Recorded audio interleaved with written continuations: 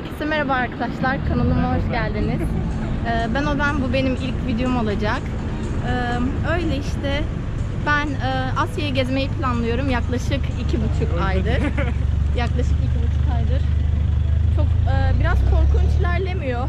Aslında çok kötü olur diye tahmin etmiştim ama bakalım nasıl olacak. Hasan bir şeyler alacak sana. Almayacak mısın? Oğuz'un da YouTube'u var. Bize to you. Niye çekiyor ya? Allah Happy birthday to you. Happy birthday, happy birthday. Yanıyor. Mutlu yıllar sana. Take a wish. Hayır, senin. Hayır, Hadi. dilek tut. Dilek Allah'ım tut bakalım. ölmeden bize gidiyorum. İyi ki doğdun. Dünyanın en yırtık, en samimi, en götü pandan tutmayan kanalından herkese selamlar arkadaşlar. Bugün video atayım. Sizin için Soykırım Müzesi'ni gezdim, Kamboçya'daki, Phnom Penh'deki. S21 diye geçiyor. Güzel oldu, umarım videoyu beğenirsiniz. Şu an onunla uğraşıyorum. Atacağım. Güzel olur inşallah. Bu arada bugün doğum günüm benim, 1 Mart. Videoyu beğenirseniz, yorum yaparsanız, paylaşırsanız benim için en büyük doğum günü hediyesi olur. Çünkü durumlar böyle. Çok yorgunum, kendimi zor attım buraya. Sizin için uğraşıyorum. Beni gören bu hıyar, bu sakallı, bu tipsiz, bu maymun nasıl geziyor deyip böyle heyecanlanıp ben de yaparım ulan deyip gezsin diye sizler için uğraşıyorum. Umarım birileri gerçekten bu hıyar gezebiliyorsa ben de gezebilirim deyip kendi yollara atar. Güzel güzel anılar biriktirir, gezer, tozar, paylaşır. Biz de onları izleriz. Böyle dünya güzel. Gezin, keşfedin. Gençliğinizi heba etmeyin diyeyim. Ne diyeyim var. Doğum günü de kutlu olsun abi. Kendinize iyi bakın. Instagram'dan da takip etmeyi unutmayın. Şuraya bir yere koyarım ben. Çıkar orada. Videoya geçelim. Hadi görüşmek üzere. Bay bay.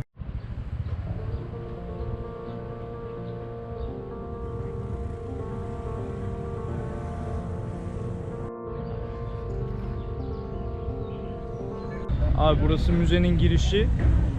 Giriş ücreti $5 ama şeysiz, kulaklıksız, yani sessiz, bilgisiz. Normal şeyi de, bilgisi de $8. Hey, I want without audio. Without.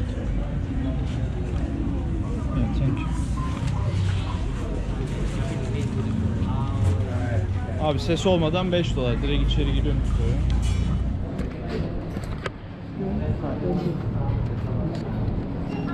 Thank you.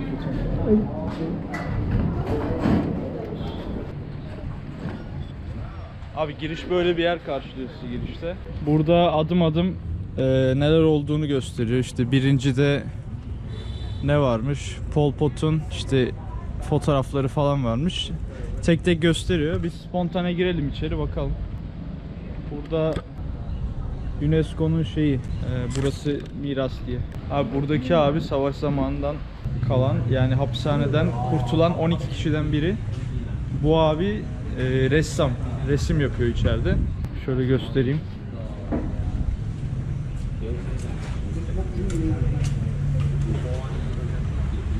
Şu yürüyen mavili abi de tamirci.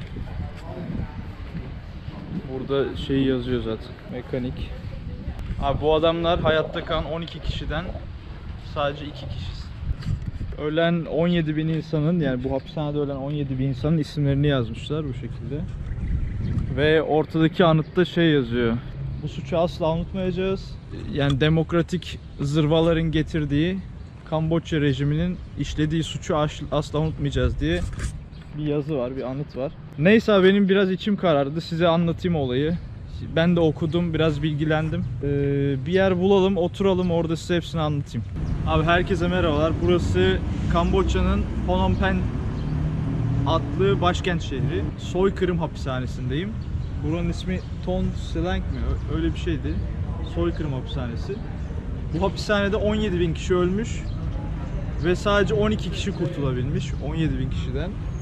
Bu 12 kişinin 2 kişisi şu an kitap yazmış ve kitaplarını satıyor, fotoğraf çekiyor gelen insanlarla birlikte ve hikayelerini anlatıyor. Geriye kalanlar büyük ihtimal hapishaneden kurtulduktan sonra öldü veya burada değiller. Abi şimdi sizlere şu özendiğimiz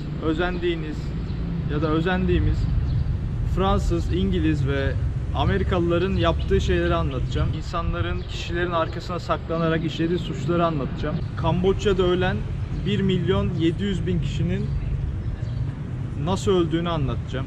Ne sebeple öldüğünü anlatacağım. Abi burası 17.000 kişinin öldüğü yer. Bir hapishane, işkence hapishanesi.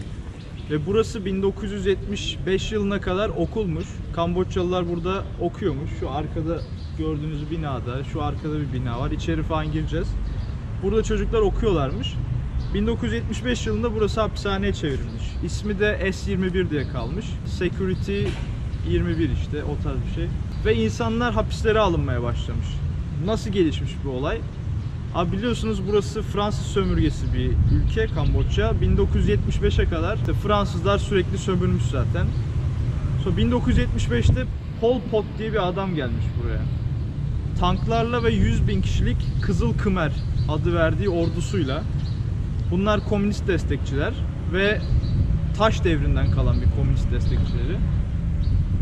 100.000 kişilik orduyla şehre geliyorlar, başkent şehrine, ve geldikleri zaman şey diyorlar: sizi Fransızların elinden kurtardık, tanklarla, tüfeklerle geliyorlar. Artık şehrimiz rahat edecek falan. Şehrin kapıları tabi açılıyor, bunlar giriyor içeri. Ertesi gün diyorlar ki şehri boşaltın, Amerikalılar şehri bombalayacak. Herkesin evini boşaltması gerekiyor ve pirinç tarlalarına kaçın. Pirinç tarlaları da su içinde, çamur, balçık bir yer. İnsanlar tabi telaş yapıyor, Amerikalılar bombalayacak burayı, kaçalım diye. Bir günde şehir boşaltılıyor. Kalanlar yani kalanlar demeyeyim, bu kaçanlar arasında, şehir boşaltanlar arasında okuma yazma bilenler, gözlük takanlar, ellerinde nasır olmayanlar, yani işçilik, çiftçilik yapmayanlar ve dil bilenler. Herhangi bir dil, Kamboçya dışında dil bilenler, İngilizce, Fransızca ya da ne bileyim başka bir dil bilenler, hepsi bu tarz hapishanelere alınmış. 17.000 kişi. Geri kalanlar hapishaneye alınmadan öldürülenler de var. O 1.700.000 kişi içerisinde. Abi bu Pol Pot denen adam soykırımı başlatmış. Sebebi de ülkede ne eğitim binası, bütün okullar kapatılacak, bütün dini örgütler öldürülecek. İşte Budizm olsun, Müslüman olsun, Hristiyanlar olsun. Binalar, işte camiler, işte kiliseler, Budist temple'lar falan hepsi kapatılacak, tapınaklar. Böyle adam başlamış. Şimdi diyeceksiniz bu adam nasıl başlamış? Hani bu adam, bir de bu adam Pol Pot dediğimiz adam Khmer, yani Kamboçyalı. Bu arada Kamboçyalıların yerlisine Khmer diyorlar. Kızıl Khmer dediklerimse örgütün ismi, yani onlar da Kamboçyalı, öyle diyeyim. Abi bu adam geliyor, zaten Kamboçya'da doğmuş. Aşağı deniz kıyısına yakın bir yerde doğmuş. İsmini unuttum şehrin. Bir çiftçi çocuğuymuş. İşte okumuş etmiş. Paris'e 4 yıllık bursla radyo mühendisliği diye bir bölüme gitmiş. Orada üniversitesini bitirmiş.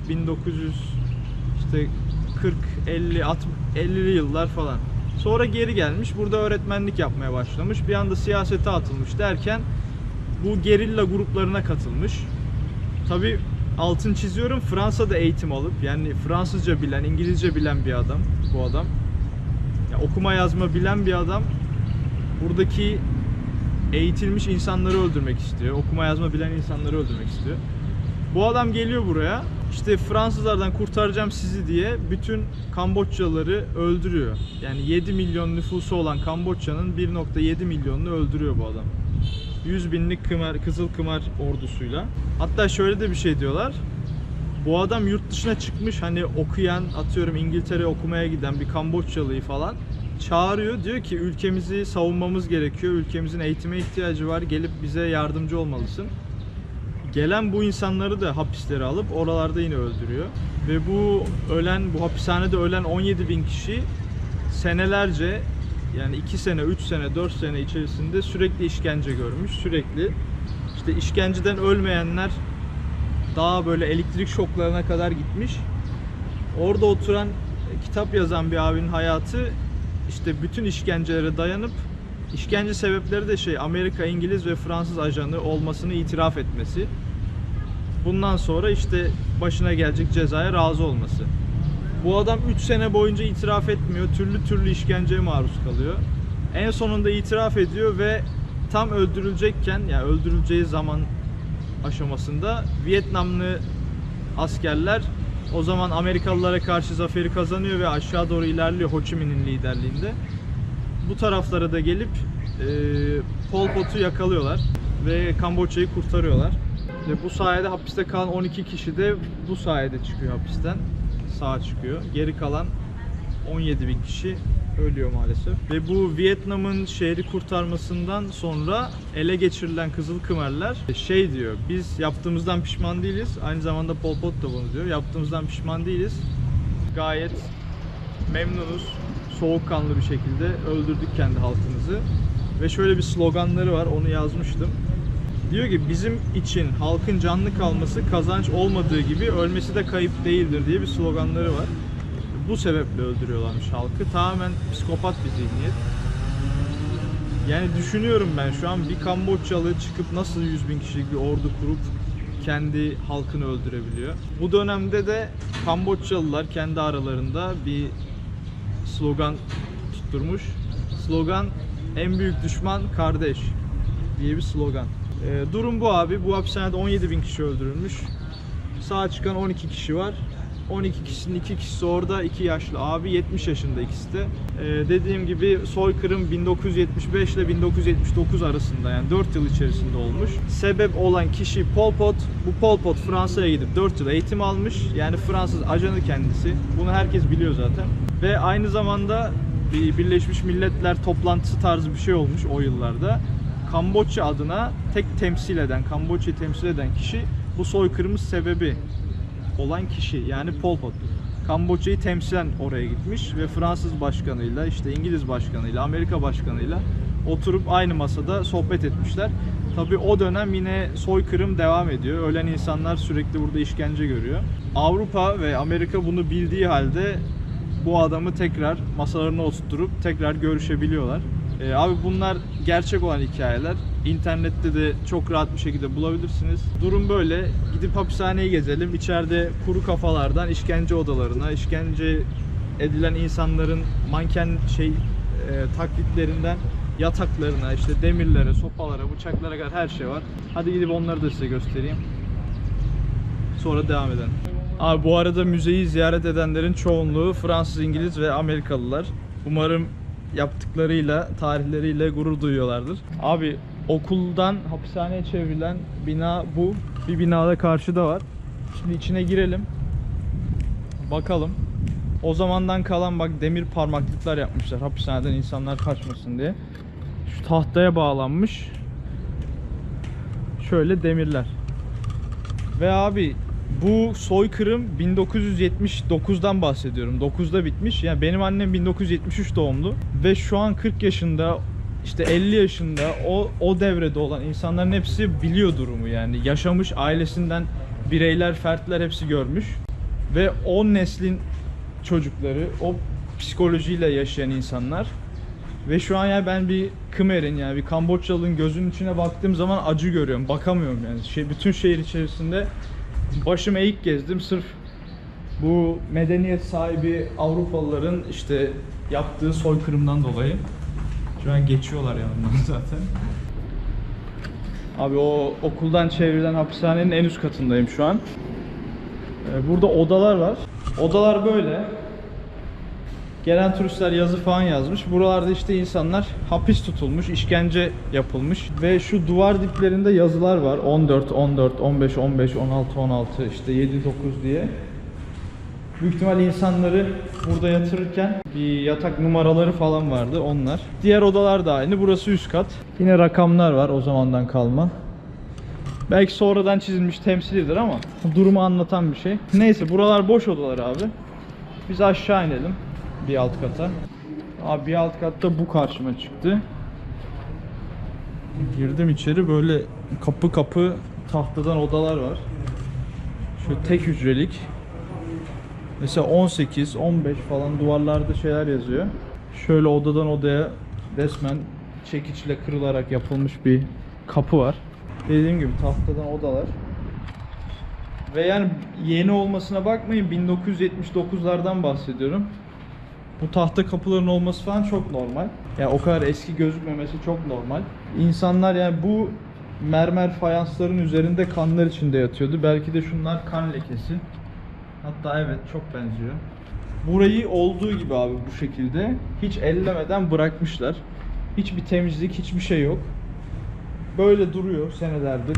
Tozu toprağı görebilirsiniz. Belki hani aşırı kan lekesinin üstünden geçmişlerdir hani şey yapmasın diye, ama benim bildiğim hiç o günden bugüne hiç dokunulmamış. Şurada demir bir şey var, bu ne? Ve hücrelerde abi böyle demir parmaklıklar var. İnsanlar çıkmasın diye. Yine elle oyulmuş bir kapı resmen.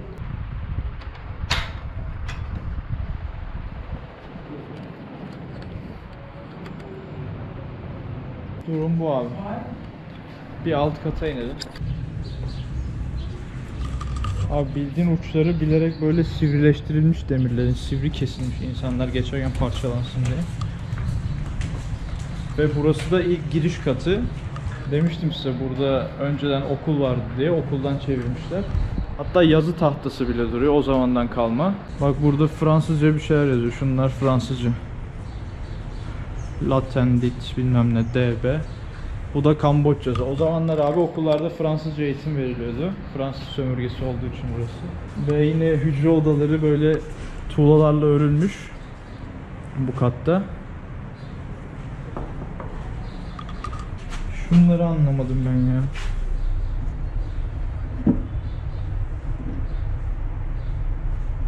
Mermi şey mi lan bu? Charge falan. Mermi kutusu gibi bir şey mi acaba? Bak abi zinciri var. Adamın bağlandığı zincir duruyor hala. Şurada bir boru var.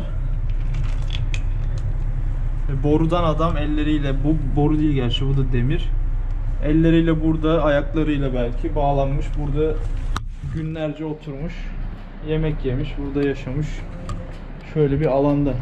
Yine demir parmaklık bir pencere var arkasında. Ve buralarda o işkence şahit olan amcaların 2 tanesinin yine buraya yakın bir şekilde yaşaması çok ilginç. Yani ben kaldıramaz kaçar giderdim buralardan. Yine abi demir bağlanmış insanlar. Kutudan yine burada da var. Bunu ben merak ettim ama çözemedim ne olduğunu. Ne yazıyor tam okuyayım onu. 100 M17 kanka, bu şey M17 silah modeli.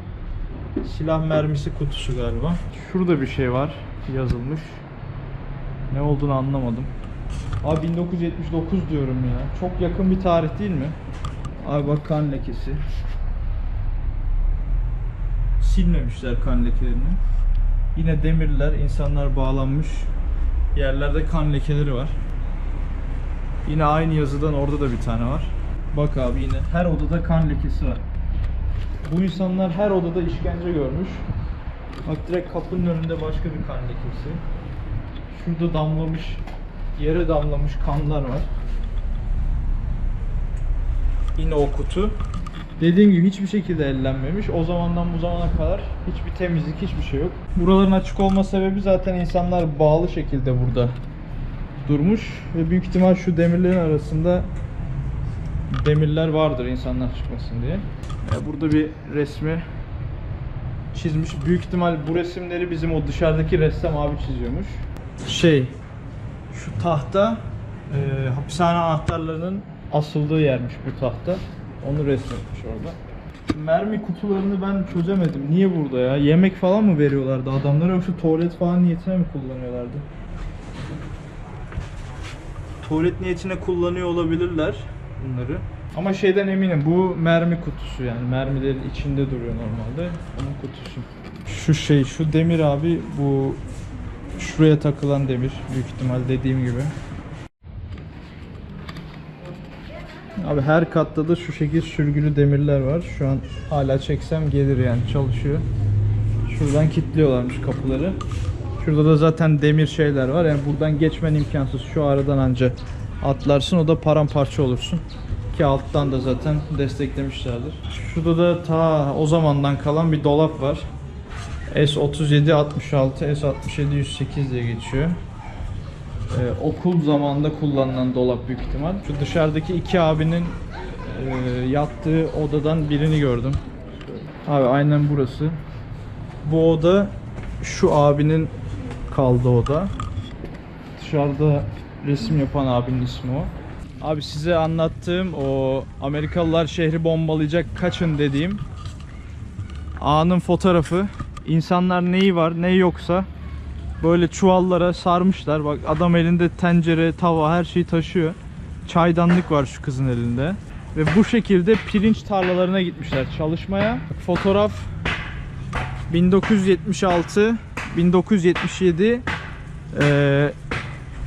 Ocak 5. Amerikalılar burayı korudu diye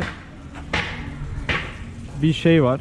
Bak şurada bir yazı var abi. 1979 yılından önce diyor. Benim oğlum döndü diyor şeyine. Batambanga yani şeyi memleketine. Onu babasına sordu diyor. Yalan söyledin mi diye sormuş babasına. Ne zaman döneceği hakkında yalan mı söyledin diyor babası hakkında. Babası hapse alınmış, buraya alınmış ve çocuğa sormuş. Babanın ne zaman döneceği hakkında yalan mı söyledin? Hani dönecek mi dedin anlamında. Abi sonunda işte çocuk ısrarla sorunca babam nerede, babam nerede diye en son pagodada kayboldu. Pagodada öldü. Yani tapınakta babanı kaybettik diye çocuğa en son itiraf etmişler. Bu çocuğun babası da Toch Koam diye bir adam. Bir Kamboçyalı Khmer. Abi burada o demin girdiğimiz binadan bağımsız bir bina daha var. Bu binanın içinde de ölen insanların resimleri var. İşkence aletleri falan var. Şey diyor, gezenler biraz sessiz geçsin, o anı yaşasın, bir şeyler içmesin içeride falan diye. Abi şöyle başlayayım. 5 numaralı bu çocuk mahkummuş burada, bu hapishanede.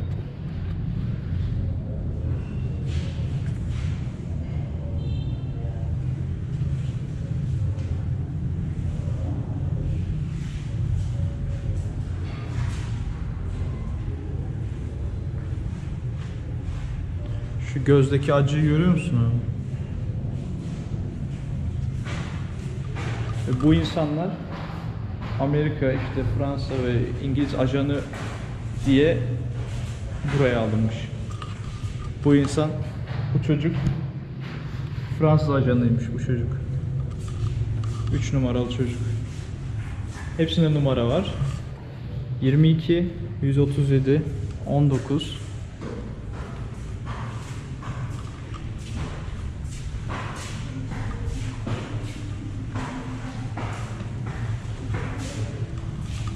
Yanında bir tane bebek var.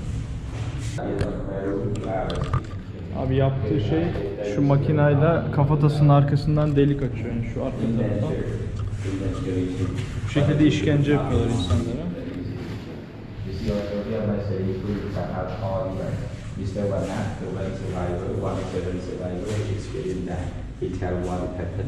And also a tool used for measuring and also a prisoner who will try to see and Abi o zamanki Kamboçya haritası Phnom Penh ve dışarı yapılan göçler ok işaretleriyle anlatılmış. Bu resimleri yapan kişi o dışarıdaki ressam abi. Hepsini buraya sergi odası diye açmışlar.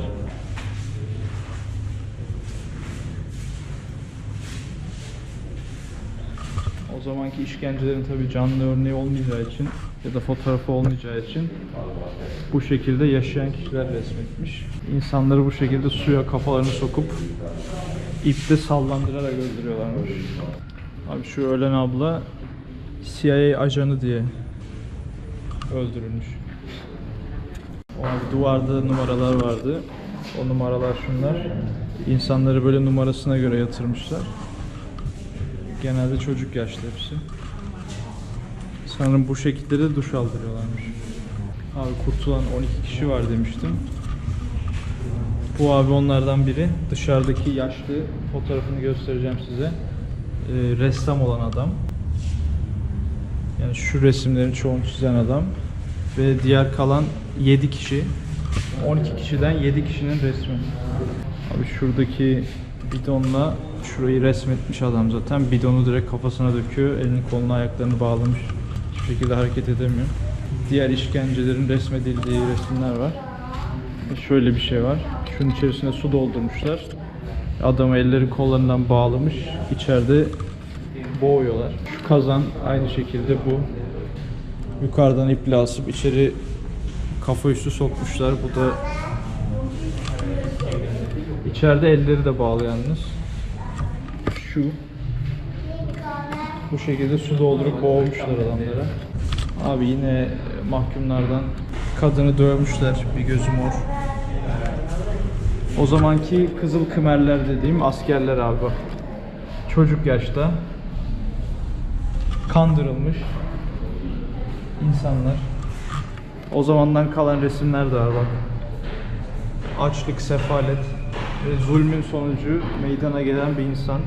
Bu hapishanenin o zamanki görüntüsü. Abi şu an biz top sahası falan varmış ortada. Şu an biz şurada bir bina yapılmış sonradan oradayız. Burası ilk bina.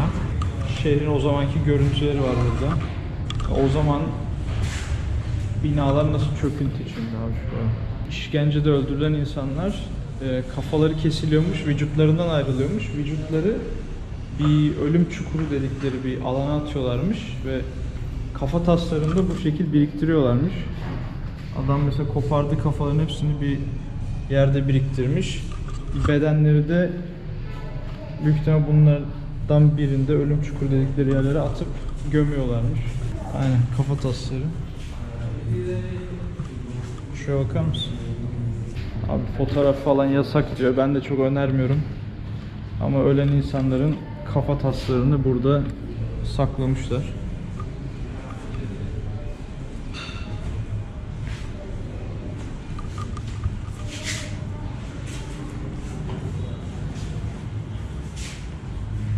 Şurada kemikleri abi. Ölen 17.000 insanın kemikleri hepsi burada.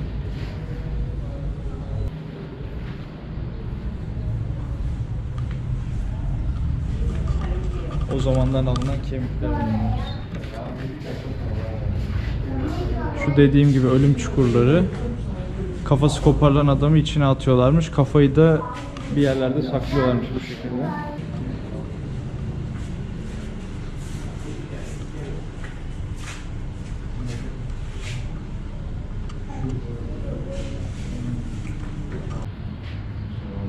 Abi o zamanlar böyle bir haritanın üzerine kafa tasları dizilmiş ve Kamboçya öldü diye bir sembol çıkartmışlar herhalde, anlamadım. Abi içeride bir film gösterisi var, kısa film gibi. Şeyleri anlatıyor, bu kurtulan abileri anlatıyor. Dışarıda ressam ve tamirci abinin de konuşması vardı dışarıdaki. Tamirci abi diyor ki gece dışarıya yemek aramaya çıkmıştım ve eve döndüğüm zaman karımı ve çocuğumu öldürmüşlerdi diyor. Diğer abi, ressam abi, bulunduğum şehri basmışlardı. Ben de oradan kaçmıştım. Yolda kaçarken yakalandım ve buraya getirildim diyor. Bu arada şey diyorlar, buradan işte öldürülmeye götürülen mahkumların cellatı soruyorlarmış. Hani üzülüyor musun diye öldürürken. Adam demiş ki tabii ki üzülüyorum. Fakat eğer öldürmezsem bu sefer sıradaki ben olacağım ve benim yerime gelip başkası öldürecek demiş. Durum bu. Herkes öldürülmekten korkmuş ve 1.7 milyon kişiyi öldürmüş. Sırf öldürülmekten korktuğu için. Bir şey demiyorum. Belki bir çözümü vardı ama cehaletten ve o zamanki durumdan dolayı böyle oldu. Yazık yani. Bu insanlara yazık. Abi bu adam da çocuk sağ kalanlardan, yani küçük yaşta buraya getirilip şanslı olanlardan, ölmeyenlerden. Tek iki abi değilmiş, bir abi de burada. Stand kurmuşlar ve akşama kadar burada gelenlere kendilerini tanıtıyorlar, kitaplarını satıyorlar, konuşmalar yapıyorlar. Durum bu, burası böyle bir yer.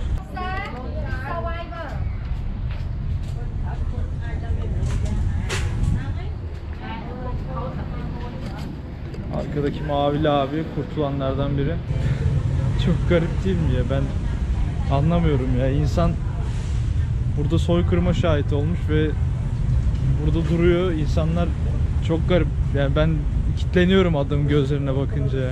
İnsanlar bu kurtuldu işte, onunla resim çekin falan, kitabını alın falan diyorlar. Ve adam burada yani hayatını bitirdiği yerin salonunda hala o anılarla birlikte Bence gidip imparator falan yapılmalıydı bir ülkede. Bu arada bir bina daha buldum. Bu binada da yapılan işkence aletleri var. İnsanlar ellerinden bunlarla bağlanıyormuş. Ve yine kafa tasları ölen insanların kemikleriyle birlikte dizilmiş.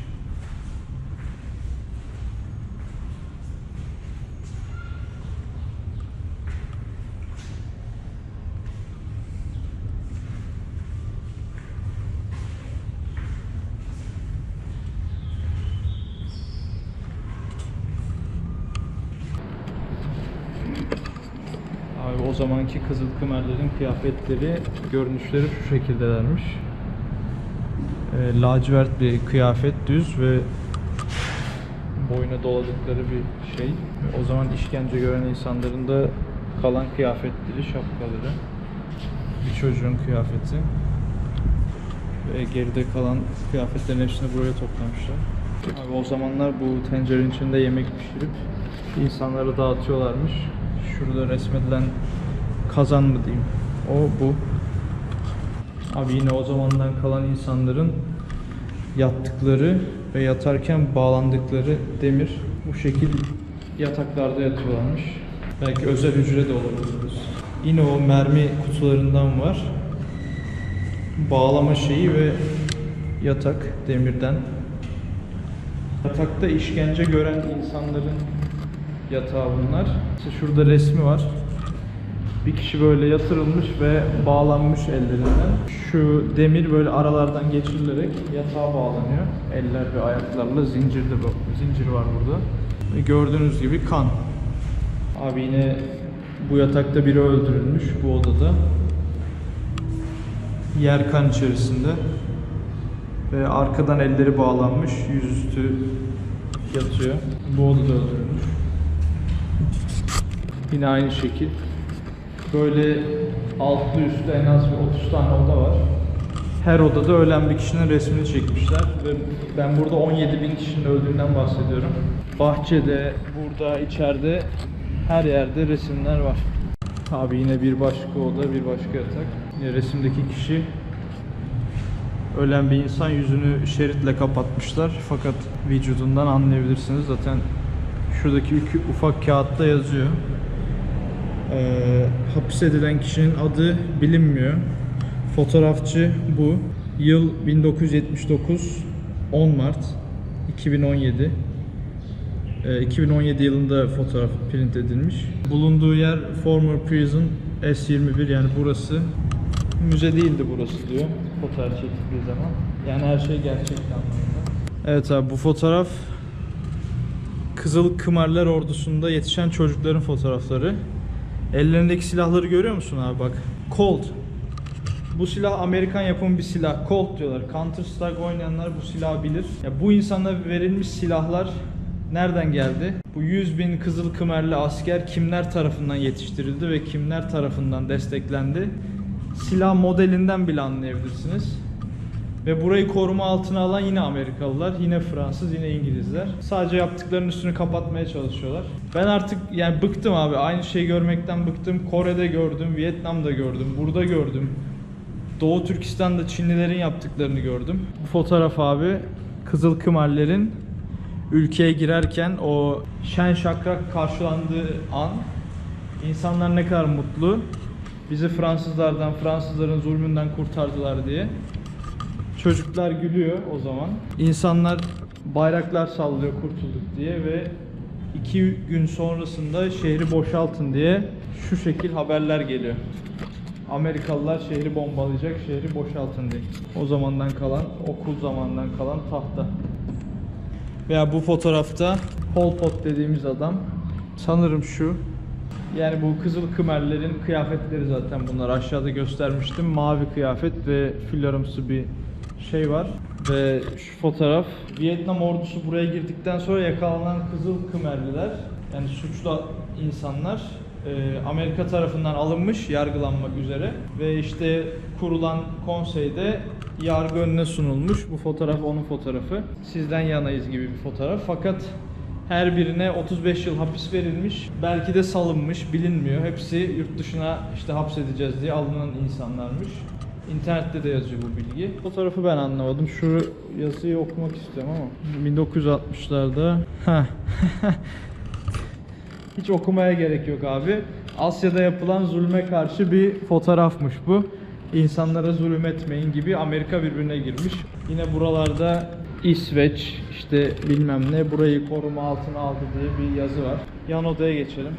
Ben abi gerçekten içim daraldı, artık midem bulanmaya başladı. Yani her odada ölüm, her odada bir şey, her odada yalan ve burası okuldan hapishaneye çevrilmiş. Her odada yine bir tahta, ta o zamandan kalan bak yazı var abi burada. Ve insanlar hala inanıyor. Hala işte Fransa medeniyet ülkesi, işte Amerika böyle şöyle, biz çok seviyoruz onları falan. Buradaki yaşayan insanlar bile hala Fransız yanlısı olanlar var. Bunlar cahil ve göremeyen insanlar, vizyonu olmayan insanlar. Bu olayı anlaman için bu liderin, bunların liderinin 4 yıllığına Fransa'ya gidip eğitim görmüş olduğunu ve sonra gelip bunları yaptığını bilmek bile yeterli abi. Bu işte Fransa'nın parmağı olduğunu. Durum böyle. Burası okulmuş. Değiştirilmiş hapishane olmuş. İçeride 17.000 kişi ölmüş. Burası da bahçesi. Burası sadece işkencelerin yapıldığı hapishane. Abi şuradaki anıda da öncelikle en üstte Kamboçyacası, altında Fransızca ve bir altında İngilizce yazıyor. Diyor ki buradaki Kızıl Khmer kuvvetleri 1975 yılında etkisiz hale getirdi. O gün buraya bir anıt dikildi falan filan. Şöyle bir şey yapmışlar. El birliğiyle, güç birliğiyle işte Fransız ordusu, Vietnamlılar birleştik ve Kamboçyalıları bu soykırımdan kurtardık tarzı bir yazı yazıyor. Fransızcası falan var. Burada da yine Fransızca bir yazı. Kamboçya, en üstte de İngilizce. Abi bu yazıda biz Fransa olarak uzun zamandır buradaydık diyor. Pardon. Fransa olarak uzun zamandır burada değildik diyor. Olmadığımız süre içerisinde Kamboçyalı biri soykırım yaptı diyor. Ve biz gelip tekrardan Kamboçya'yı kurtardık tarzı bir yazı yazmışlar. Yani tam olarak bu yazmasa da böyle bir anlam çıkıyor. Böyle. Abi ben biraz oturacağım, gerçekten sinirim bozuldu ya. Yani o kadar insanı görünce, 17.000 kişinin burada öldüğünü düşününce, hissedince, acı çektiğini ve bundan bir 30 yıl önce olan bir şey kaldıramıyorsun. O yüzden biraz dinleneyim, sonra kaçacağım. Abi hapishanenin dışındayım şu an. Şu Tuk Tuk şu aracın ismi. Buraya nasıl gelirim diyorsanız aynı Vietnam'daki motor kiralama gibi Tuk Tuk kiralama var. Direkt binin, şuranın adresini verin, işte şey müzesi diye, direkt sizi getiriyor. Bu arada bugün burayı gezdik. Kamboçya'ya gelip Phnom Penh'e gelip bu iki yere gitmemek olmaz abi. Gelip buraya bu anları, bu tarihe şahit olmanız gerekiyor. Bilmeniz gerekiyor. Böyle gelin abi.